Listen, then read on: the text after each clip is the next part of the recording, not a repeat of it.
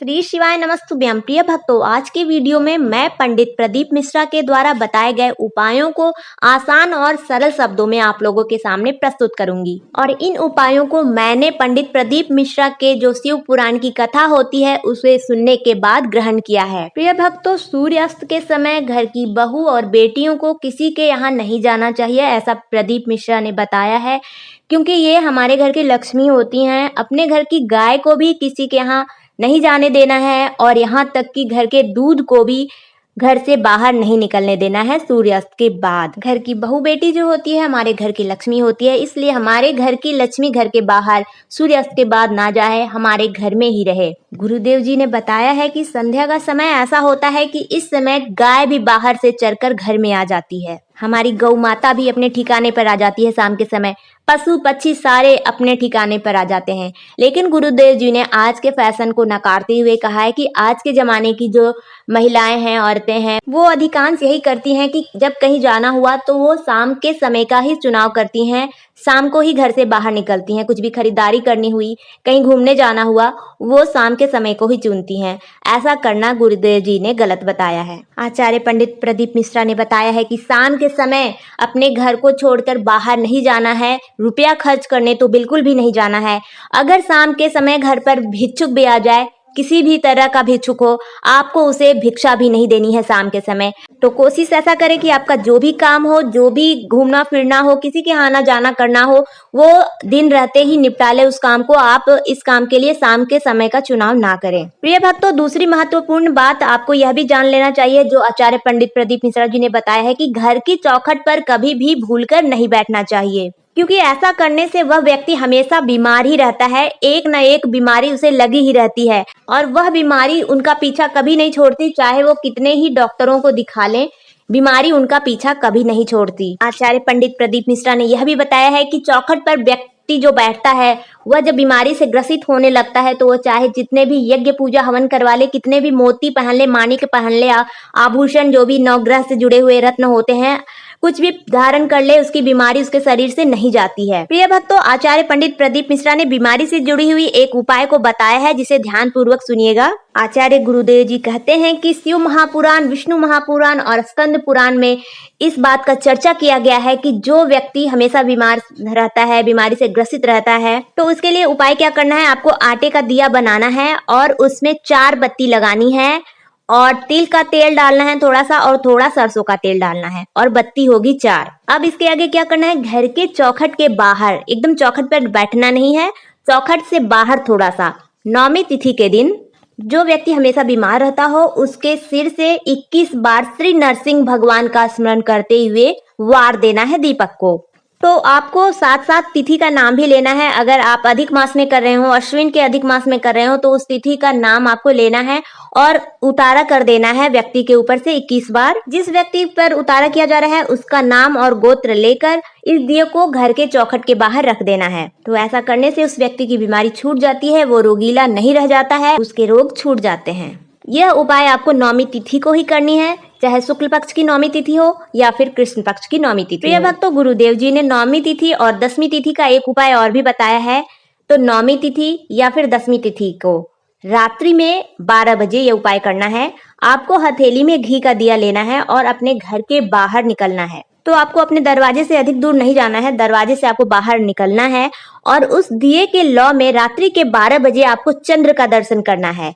जी हाँ, आपको दिए के लौ में चंद्र का दर्शन करना है रात्रि को 12 बजे। तो इस उपाय को करने के लिए भी आपको अपना नाम और गोत्र बोलना है और उस दिए के लौ से चंद्र भगवान का दर्शन करना है नवमी तिथि की रात को 12 बजे या फिर 10वीं तिथि की रात को 12 बजे। तो इस उपाय को करने से नेत्र कमजोर होते हैं, देखने की क्षमता जिसकी कम होती है उसकी देखने की क्षमता बढ़ जाती है। गुरुदेव जी कहते हैं कि ऐसा करने से 3 या 4 दिन में जो देखने की ज्योति होती है उसकी क्षमता बढ़ जाती है। प्रिय भक्तों, एक बहुत ही अच्छी जानकारी देते हुए प्रदीप मिश्रा जी ने हमें बताया है, इस जानकारी को ध्यानपूर्वक सुनिएगा कि हिंदू धर्म में दूर्वा को, बेलपत्र को, तुलसी के दल को और समी के पत्ते को अगर नख से तोड़ दिया जाए, यानी कि अपने नाखूनों से तोड़ दिया जाए, तो यह भगवान को समर्पित नहीं होता है। भगवान ऐसे टूटे हुए बेलपत्र, दुर्वा, तुलसी के दल, समी के पत्ते को स्वीकार नहीं करते हैं। गुरुदेव जी बताते हैं कि शिव महापुराण में ऐसा कहा गया है कि किसी भी समय में, किसी भी घड़ी में, किसी भी पल में अगर नख से तोड़ी हुई कोई चीज है और उसे भगवान को समर्पित किया जाता है तो शिव जी उसे स्वीकार नहीं करते हैं। प्रिय भक्तों, अगला उपाय गुरुदेव जी ने बताया है कि बहुत ज्यादा दुख है, तकलीफ है, नौकरी नहीं लग रही है, सर्विस नहीं चल रहा है, किसी का व्यापार नहीं चल रहा है, व्यापार उसका बंद है, घर में पैसा नहीं आ रहा है, मानसिक टेंशन जो होती है, मानसिक परेशानी बनी हुई है। तो गुरुदेव जी यही कहते हैं कि आपको कहीं भी भटकने की जरूरत नहीं है। आपने आज तक बहुत भटका, बहुत से लोग बहुत सारे बाबाओं के पास जाते हैं, बहुत सारे रत्न पहनते हैं, मूंगा, माणिक्य, गोमेद, कई तरह के कीमती पत्थर भी पहन के देख लिए, अपने घर का डिजाइन भी बदलवा लेते हैं वास्तुशास्त्री के अनुसार, सीढ़ी इधर का उधर, बाथरूम इधर का उधर, लेकिन कोई फायदा नहीं होता है उन्हें। और यहाँ तक भी होता है कि लोग अपने धर्म के देवी देवताओं को छोड़कर दूसरे धर्म के देवी देवताओं के चक्कर लगाने शुरू कर देते हैं। उसके बाद भी अगर आपको सुख नहीं मिलता है तो आपको एक बार शिवरात्रि का उपाय जरूर करना चाहिए। शिवरात्रि जो होती है वो हर महीने पड़ती है। आपको कैलेंडर में घेरा बना के रख लेना है कि किस दिन शिवरात्रि पड़ने वाली है, और आपको जो मैं आगे उपाय बताऊंगी, जो आचार्य गुरुदेव जी ने बताया है, उसे जरूर करना है। इस उपाय को करने के बाद गुरुदेव जी ने यही कहा है कि आप जिंदगी भर दुख नहीं झेलोगे। तो आपको हर महीने की शिवरात्रि को इस उपाय को करना है। इस उपाय को करने के लिए आवश्यकता होगी 5 बेर की। फल जो होती है, एक प्रकार की फल है बेर, जो शिव जी पे भी चढ़ाया जाता है, गुठली वाली बेर, वो 5 लेनी है। 5 जौ के दाने लेने हैं। जौ वही है जो हवन में उपयोग में लाया जाता है। 5 कोई सा भी सफेद फूल, बस आपको चमेली का फूल नहीं लेना है। और अगली सामग्री है कमलगट्टे, इसे भी 5 की ही संख्या में लेनी है। और 5 ही काली मिर्च भी लेनी है। फिर आप अपनी कामना कर ठीक दोपहर के 12 बजे अश्विन अधिक मास की शिवरात्रि के दिन भगवान शिवलिंग पर इसे चढ़ाओ। अपनी झोली को पसार लो बाबा के सामने, और बाबा के सामने आपको 11 घी के दीपक भी जला देने हैं। फिर वापिस आना है आपको घर में, और शाम के समय आपको फिर से शिव मंदिर जाना है और एक चौमुखी दिया भगवान के चौखट के बाहर बीचों बीच सम्मुख में आपको फिर से एक दिया वहां पर चौमुखी लगाना है। गुरुदेव जी कहते हैं काशी विश्वनाथ की कृपा से उन्हें पूर्ण विश्वास है कि ऐसा करने से उस व्यक्ति को जिंदगी में कभी दुख नहीं मिलेगा। बस विश्वास रखो शिव पर, शिव भरपूर देगा। शिव के खजाने में कभी भी कमी नहीं होती है। गुरुदेव जी कहते हैं कि शिव पुराण में, स्कंद पुराण में, लिंग पुराण में, इन पुराणों में बहुत ही सुंदर सुंदर उपाय दिए गए हैं। उन उपायों को बस समझना है और अपने जीवन में उन्हें उतारते जाना है। फिर जिंदगी में किसी भी तरह की कमी, किसी भी तरह का दुख इंसान को नहीं देखना पड़ता है।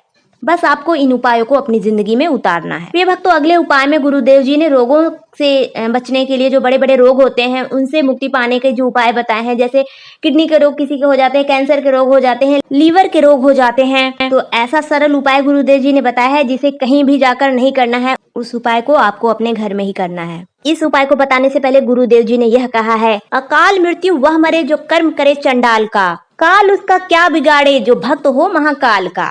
मरे हुए को जो जिंदा कर दे वो कोई नहीं हो सकता है, वह स्वयं देवादिदेव महादेव ही होता है। मृत्यु पे विजय पाने वाला और कोई नहीं, हमारा महादेव है। जो यमराज को भी मार दे वो देवादिदेव महादेव हो सकता है। वर्तमान भविष्य और भूत जो जान ले वो त्रिकालदर्शी हमारा देवादिदेव काशी वाला ही है। तो आपको अपने रोगों से अगर छुटकारा पाना है तो भगवान के मंदिर में जाना प्रारंभ करें। 1 लोटा जल उन्हें प्रारंभ करें चढ़ाना, और साथ में ही आपको एक बिल्व पत्र भी चढ़ानी है, और बाबा से उसे औषधि के रूप में मांगना है। कुंदकेश्वर भगवान के नाम से, कुंदकेश्वर महादेव का नाम लीजिए और बाबा से विनती करिए कि हमारी ये जो कठिन समस्या चल रही है, हमारा जो ये गंभीर बीमारी है, उसे बाबा दूर करिए। मैं ये औषधि के रूप में आपसे लेकर जा रही हूँ। बाबा पर चढ़े हुए जल को आपको औषधि के रूप में 3 बार आचमन वहीं पे कर लेना है और बिल्वपत्र को लेकर खा लेना है। ऐसा करते करते आपकी गंभीर से गंभीर बीमारी जो होगी वह बाबा की कृपा से, बाबा पर पूर्ण विश्वास रखने के पश्चात बहुत ही जल्दी ठीक हो जाएगी। और साथ ही गुरुदेव जी ने यह भी बताया है कि आपकी जो औषधि चल रही है डॉक्टरों के द्वारा, उसे भी आप लेते रहें, और साथ के साथ महादेव के मंदिर से भी जो औषधि आप ला रहे हैं उसे भी ग्रहण करें।